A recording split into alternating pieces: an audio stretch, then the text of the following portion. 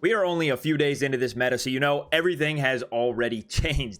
We have some new results coming in from very large tournaments, some very interesting decks popping up, and I'm going to take you through the list, explain their matchups, why they may or may not be a good play currently for your ranked grind. And as always, if you're enjoying the ranked content, make sure you like the video and subscribe to the channel so you don't miss an update. So here we'll take a look at the metagame, and I'm going to be honest, this is unusual. Usually when a meta starts, there's enough new decks, whatever, that the top deck does not have a 20% meta share. But it does. Silvally Rampardos has very quickly become the most popular deck in the format. It is just strictly an upgrade over Lycanroc Rampardos and is really proving itself. It's still doing fantastic. It has a 52% win percentage overall in the tournament. Next, you have Buzzwole Wolamosa with half the decks played. You got to consider, though, Buzzwole Celesteela. There's about 137 Buzzwole Pheromosas or Buzzwole decks compared to the 187 Silvally. So it's still the second most played deck. Darkrai Giratina not going anywhere. And this newcomer, Solgaleo Shenotic, doing very, very well. Highest win percentage out of the top 5 decks at 56%. It's doing fantastic. Before this, in tournaments, like, I think one person played Solgaleo Shenotic and they did fine, but it is now, like, it's becoming a very, very serious deck in the format. And we'll talk about the list and go over everything.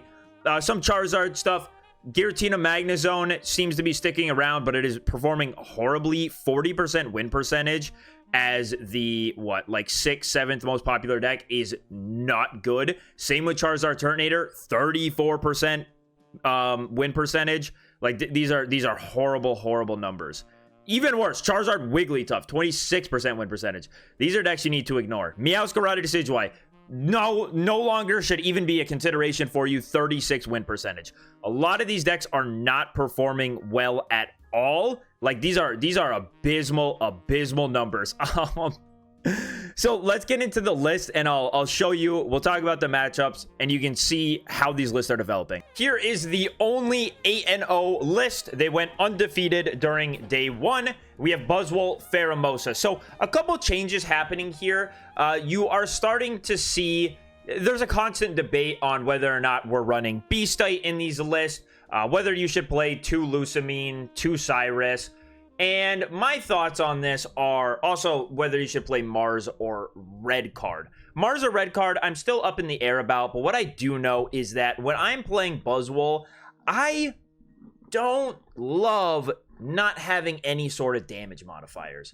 I really like being able to hit for either 130 or 140 with my Buzzwole EX in certain circumstances. So I like the Beastite in my list. I also really like the Repel. I think the Repel in this deck is awesome. Silvally Rampardos is already a fairly decent matchup for you, but I feel like the Repel really takes away any of the, potential issues you have. If you go first, or I guess if you go second, whichever, you can use that Repel early on them and force that type null out of the active spot, bring in a Fossil, and basically force them, you either have the evolution for this, or you're going to have to discard your Fossil. Maybe they have 2 type null on the bench, and you can prevent a Silvally for just 1 more turn, while you continually use the Jump Blues attack on Pheromosa to ping damage around, and really kind of delay your Buzzwole getting set up. The 1 Lusamine and the 1 Cyrus are both really sketchy. Pheromosa is like, you're just asking to be able to take advantage of Cyrus. And 1 Cyrus is probably how many you're going to use during the game. But for me, it's the same sort of thing, like Cyrus and Lusamine, having just 1 of them. It's always like, these are cards that you want to use once a game, every single game. And not having them exactly when you need them happens, enough times when you're only playing 1 copy of each. I think I'm more on board with 1 Lusamine more than I am just 1 Cyrus. We'll go compare this to some of the other Buzzwole list here. We'll take this one that went 7-1, just as good, and show you some of the differences. So this deck list is opting for a Kartana in here and a Red Card, and we're going no Beastite and no Repel. And instead we have 2 Cyrus, 1 Erica to make room for some of these changes. You know, we had to get rid of the Beast Type, we had to get rid of the Erica, and we had to get rid of the Repel. I'm starting to get more on board with having the Kartana. I feel like the Kartana plus red card gives you, you know, not great hope, but just a little bit of hope against fighter decks. Without a Kartana, there's no way you ever win that matchup. There's 0% chance. With this build, maybe, right? You might be able to get into the Kartana early and start bullying the Charmanders, which when you're talking about a tournament, you don't really want to hedge your bet on that. But when you're playing the ranked ladder and with how much Charizard I've run into as it is trying to counter Buzzwole, I feel like if you're playing on ranked, it's a good idea to have the Kartana in your list just in case. You know, you're going to go against quite a bit of fire decks, and you would love to have the opportunity to actually win against them if they start slow. You know, you can take on a Charmander, and you might be able to hit him with a red card or a Mars, and then there you go. You could just win the game like that. That might happen enough on there that it is worth the inclusion. Also, you just get value out of the Mars and red card and Kartana in other games as well. The 1 Erica, I'm kind of on board with. I don't really care for double Erica. Double Erica would help in the mirror in case your opponent is just going Wolamosa and constantly pinging your Buzzwole. And, you know, you want to be able to heal the damage off of that Buzzwole so that they can't go Cyrus. Or if they do go Cyrus, they're not going to be knocking out your Buzzwole with their Buzzwole. But other than that, you know, the Erica, it has value, sure, but not as much as I would hope for this deck. I kind of like just going to 1 Erica to make room for some of these other cards that I feel like give you a bit more advantage against the field. And lastly, against the field, the only bad matchups for Buzzwole are those Charizard decks and the Solgaleo decks. Buzzwole does great into pretty much everything else. It really is just those Solgaleos and those Charizards that you take pretty abysmal matchups to. Solgaleo is just so difficult. I mean, you're two-shotting them with your Buzzwole. They're two-shotting you, but they get the Solgaleo powered up way faster, and they're able to go very aggressive, take some early prizes so that they can kind of force you to go through 2 Solgaleo while they just get to go through like a Kartana and a Buzzwole, or a Wolamosa and a Buzzwole. It's a very, very easy matchup for them. It's super, super difficult. That one is not even, there's like almost no way to stay in that one.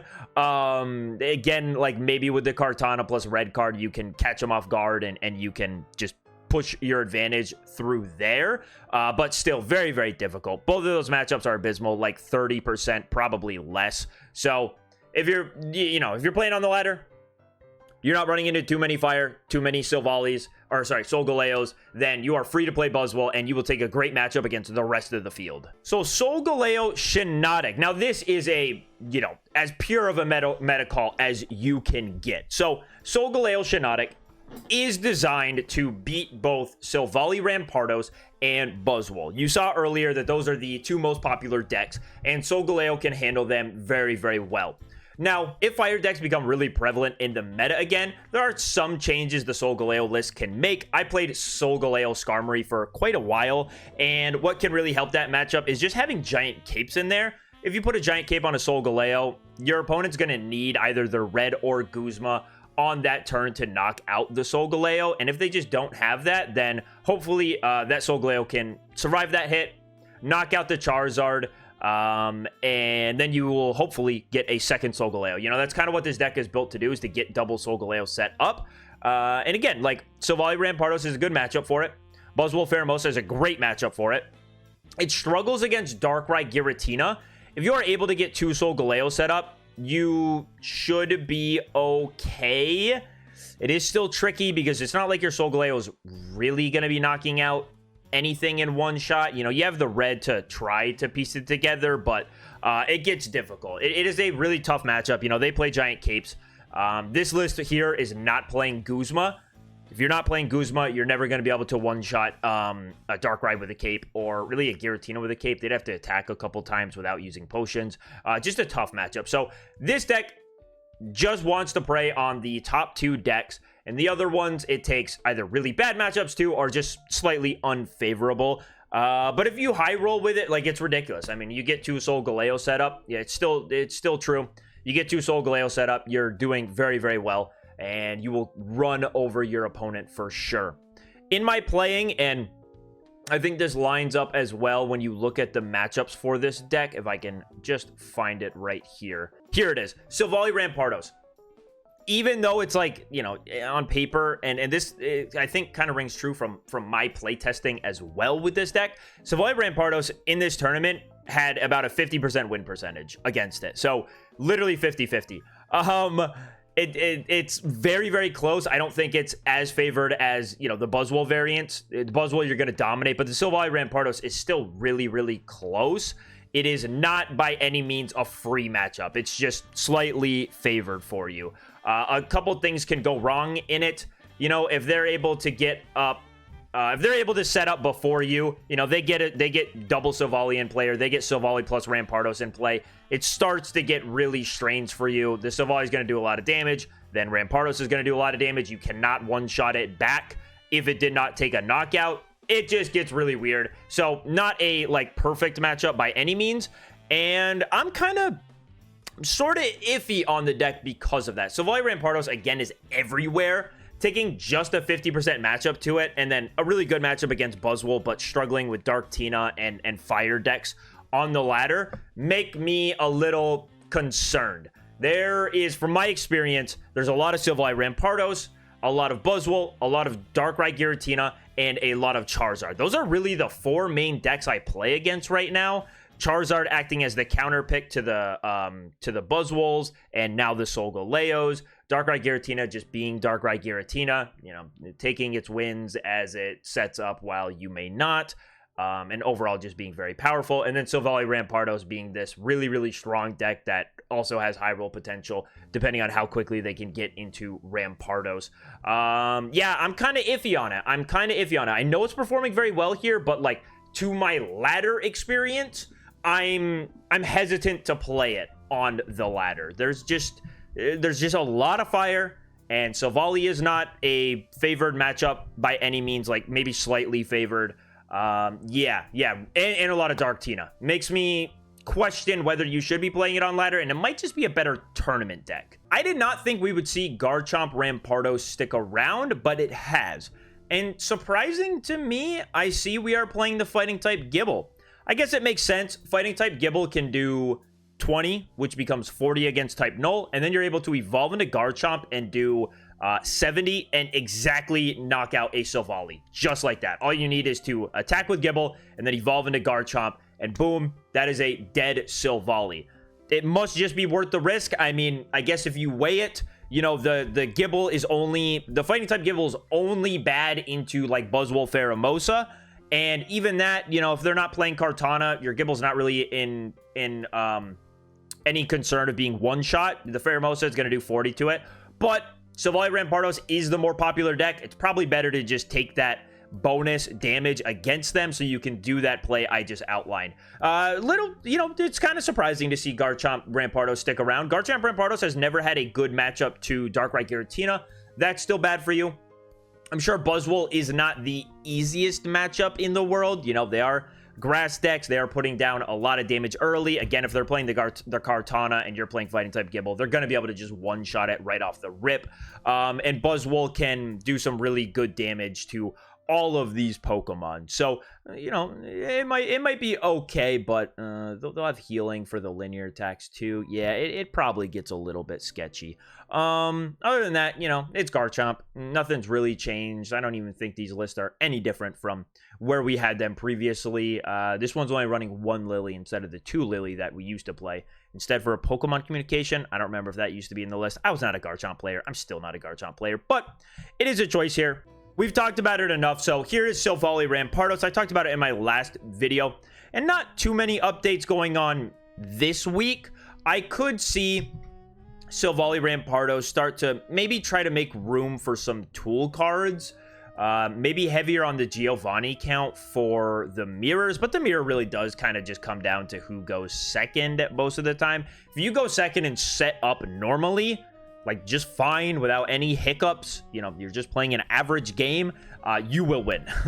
You get that first energy attachment in, and it's really hard for your opponent to come back from that. You just get going first as Silvally Rampardos in the mirror is a terrible time. Now, there is room for the supporters. This is pretty much like the most vanilla supporter count I have seen. A Cyrus, a Sabrina, a Giovanni, and a Mars. Those all seem very good, right? These are all going to be applicable in a ton of different matchups across many games. So just kind of cast a wide net. Don't spec into a bunch of other, you know, don't go double Cyrus or double Sabrina or double Giovanni. Just leave your options open. You kind of have the room to do that. You know, there's not too many Pokemon in this list, so you have a lot of room for trainer cards, and you can get crazy with your supporter count. So very, very standard. It's just a super powerful deck. Has, you know, slightly difficult time against Buzzwole, like I said, but most other matchups are pretty good for it. And it's just, if your opponent stutters for a second, it's very rare for you to miss the turn 2 Silvally because you are playing Gladion. You know, just that extra percentage in order to get there. Oh, I just realized this deck list isn't playing Pokeball. That's sick. That's actually sick. You don't need it. Who needs that? We use Gladion to go get the second type null. I like that. Yeah, it's hard for you to miss the turn 2 Silvally, and, you know, just better than Lycanroc because you get to search for Silvally on the same turn that you're going to play him. Unlike the Lycanroc, which you needed to attack, and then your opponent had the chance to go red card or Mars, and then also the Lycanroc was only doing 100 if you had less HP remaining than your opponent's active. So I am, you know, this deck list is very, very powerful. I almost wish that Rampardos wasn't a thing so we could see other Silvally variants, right? Other Silvally variants are still decent. The only reason why they don't like work so well is because this is the most popular deck right now, and this version just destroys them. Like, it melts them simply because they are guaranteed to start type null every single game.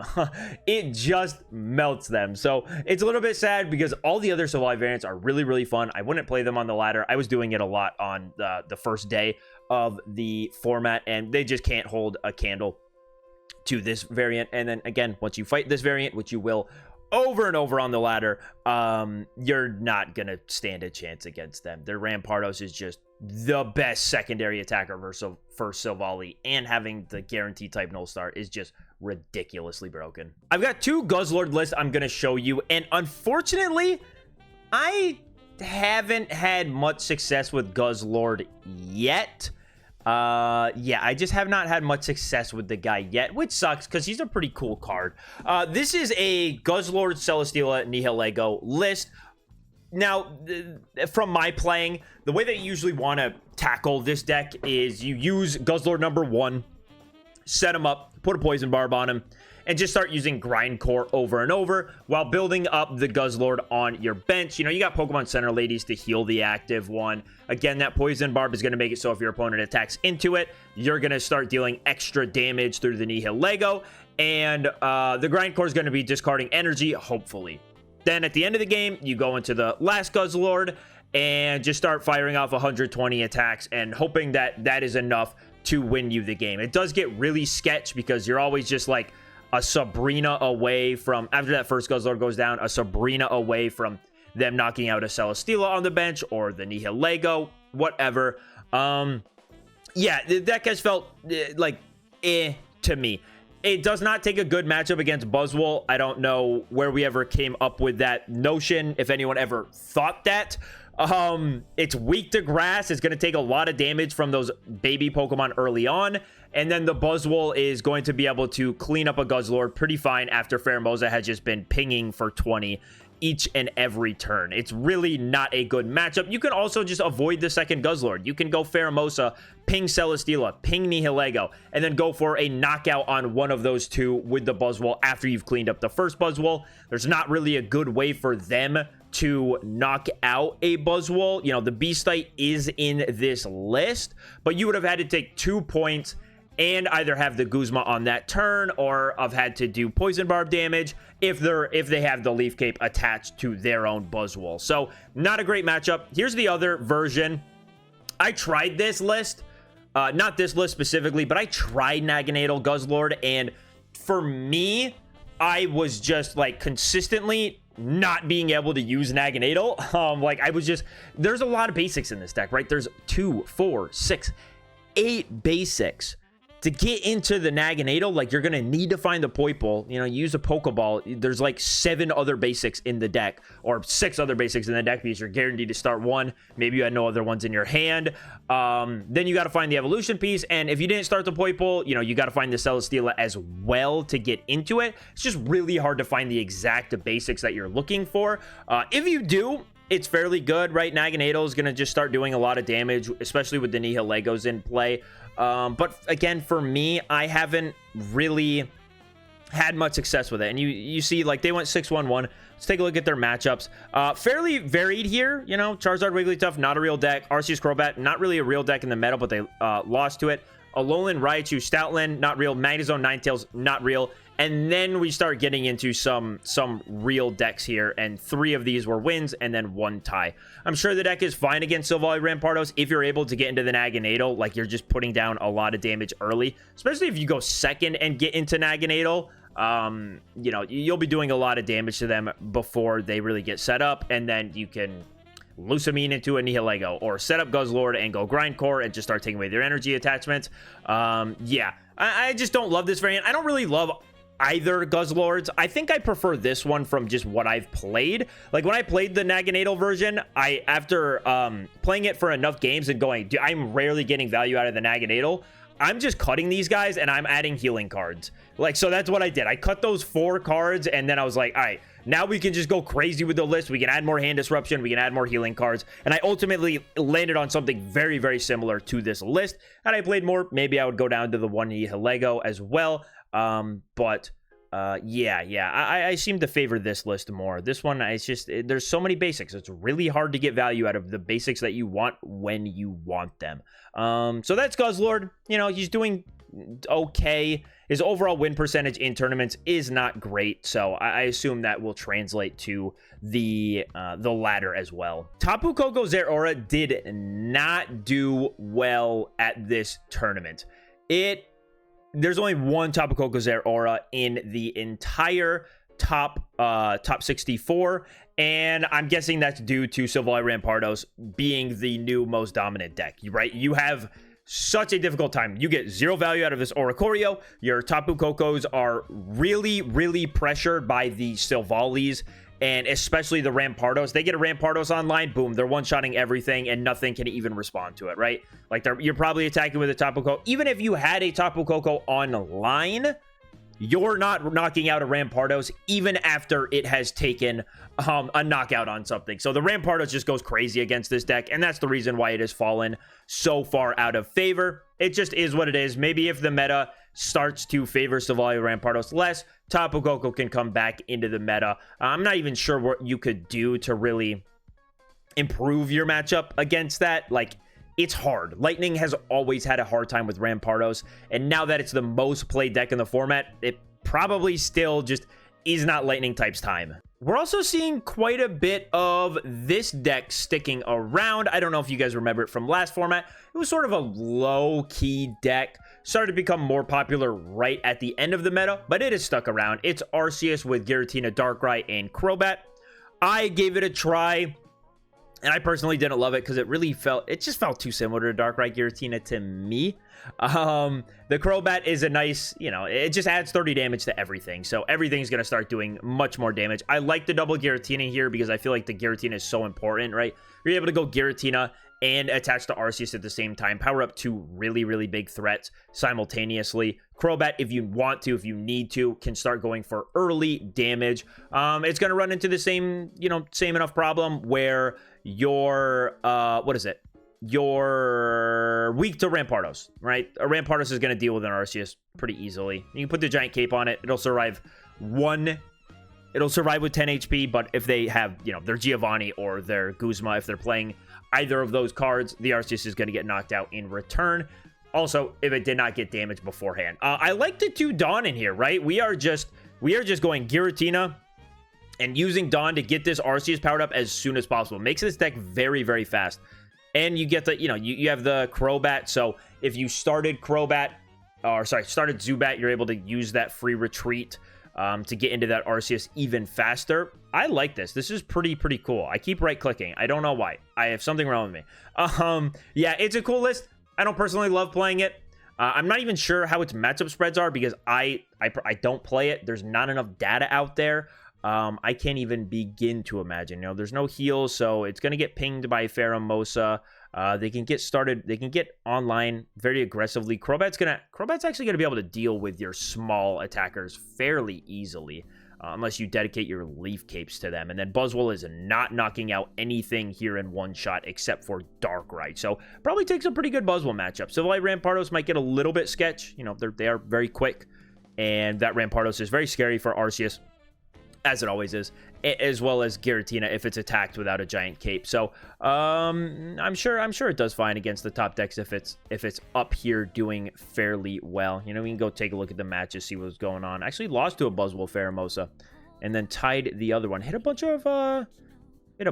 of different stuff here on their run. Yeah, but this is the deck. You know, if you're looking for something, maybe you don't have all of the cards from the new set by now. Wouldn't blame you. You know, it's only been out for a couple days. You can give this one a go. Seems like it is still good from last format, and all of these cards have been out for a very long time. Okay, we've talked about Solgaleo and Buzzwole so much, you may be thinking, all right, Charizard, gotta be the play, right? Well, Charizard takes an absolutely abysmal matchup to Silvally Rampardos, like just terrible. So if it works out that there's more Buzzwole and Solgaleo combined than Silvally Rampardos, you know, you could go for it. Charizard has now become kind of that matchup roulette deck that Garchomp really was last format. Like, that's how Garchomp played. Garchomp was like, I'm taking a 30% matchup to some of these decks, and I'm taking a 70% matchup to these other decks. In tournaments, if Garchomp hit, you know, the decks that it wanted to, it would do good. If it hit too many of the decks that it didn't want to see, it would just lose, and that was kind of it. Charizard's in the same position right now. Takes a 70% matchup to Solgaleo, takes a 70% matchup to Buzzwole, takes a 30% matchup to Silvally Rampardos, and that just sort of is what it is, right? If we go to the meta game here, and we can take a look at Charizard and Incineroar. Let's see what the Darkrai Giratina matchup looks like. Yeah, Darkrai Giratina also 38%. Not a lot of games played here, but Darkrai Giratina does not really go well for Charizard Incineroar either. You know, they're heavy on their They're heavy on their red cards and stuff like that. So you're gonna get your hand disrupted. It's gonna be hard for you to get into Charizard, and if you don't get into Charizard immediately against that deck, it's sort of just over for you. You know, you're only ever most likely going to get into the one Charizard before they are all set up. They have two attackers set up, ready to go, and they are swinging. They'll have back-to-back attacks, and they're able to knock out Charizard. You need an instant Charizard in that matchup, or it's GG's wraps. So, like, I can't even recommend Charizard because it does take, like, if you look at the top 4 decks, I don't personally love playing matchup roulette like that, where there's just no chance in some matchups for me, and other matchups I'm just going to get a free win off on because the ladder is so random. I've said this before, it's different. In tournaments, there is a place for decks like this. You consider when you're trying to pick a deck for a tournament, you think, okay, I'm going to play Buzzwole. I'm going to take a bad matchup to Charizard, but there's going to be more Silvally Rampardos than there are Charizards. I bet that the Charizards, or most of them, are going to hit Silvally Rampardos, lose a game, lose 2 games, and then I'm not going to see one for the rest of the tournament. Like, as the tournament naturally progresses, the decks that counter you end up, you're just much less likely to hit them because they've taken more losses than hopefully you have. Hopefully you've been playing well and you've hit good matchups and you are able to have a better win percentage than these decks. And if you don't have the same win record as your opponent, you cannot play against them. On the ladder, there is no such thing. There is nothing stopping someone from queuing up with Charizard 5 times in a row and just going for it, right? You might be facing a Charizard with a 40% win percentage overall, or what is it to stay in Master Ball? Well, I guess it's 50-50 to stay in Master Ball. Maybe you're up against a Charizard with a 50.1% matchup spread overall, and you could just run into them. Like, there's nothing stopping you from hitting these players that have that are not performing as well as like Buzzwole might on the ladder. Buzzwole might have a, at best, 55% win percentage in Master Ball overall, but Charizard might just have that 50%, like I said. You can still face them, and you're still going to take losses to it. So for Charizard, like, I don't think it's a great play because you're going to see so much Silvally Rampardos and so much Giratina Darkrai. I would rather, you know, take my chances against just not running into Charizard and playing something other than this. You know, if I had to recommend some decks, I guess we'll do our little deck recommendation right now as well. If I had to recommend decks to play on the ladder at the moment, I think Solgaleo's Shenotic is, like I said earlier, it's just tricky. You know, it takes a bad matchup to Giratina Darkrai. It takes a bad matchup to Charizard, which you will run into. Even though I'm not recommending playing Charizard, you will still run into it. Take that bad matchup. And the Silvally Rampardos is just 50-50. Really, my favorite pick for the ladder right now is just Buzzwole Pheromosa. It feels the most fun to me. There is a lot of the Charizard, and that is very annoying. But for the other top decks, like, you're going to take a good matchup against. You do have the Solgaleo. I mean, it kind of just is how this format is right now, especially on ranked, where no matter what deck you're picking two bad matchups. And I guess, like, if I'm taking two bad matchups, I would rather them be less popular decks than popular decks. I don't feel like there's any one trick answer to the ranked ladder right now. I think no matter what you're playing, you're going to be taking bad matchups to a popular enough deck. And it sort of is what it is. I feel like Buzzwole's in the best spot right now, personally. There's a lot of different ways to play Buzzwole. Again, like, you can tech out the Buzzwole to maybe give you slightly better times into some of these decks that you are not favored into. You know, preying on their slow starts. Like, maybe the way on ranked ladder for Buzzwole is just to run a red card and a Mars. And, you know, if your bad matchups are Solgaleo and Charizard, you're just hoping that those red card and Mars make them stick, and then you can sort of just run over the Silvallis and the Darkrai Giratinas and get your wins that way. That's really the deck I would recommend the most is Buzzwole Pheromosa, like I just said. I do like my build to have a Kartana, as we talked about earlier. And that is going to be it, guys. This is the last meta recap you're going to get for a while. I'm going on vacation, so I will not be seeing you for quite a while. I do have one video scheduled to go up in the middle of the week. It's gonna be fun. Hopefully you guys enjoy it. It's something different. I can't do a meta video or really any sort of deck profile, you know, scheduled that far out to me, because the meta is going to be changing so consistently, and I don't want to put a video out in 4 days if the list is already outdated compared to, you know, based on like how decks are developing. So that's gonna be it. Thank you guys so much for watching. Have a good one.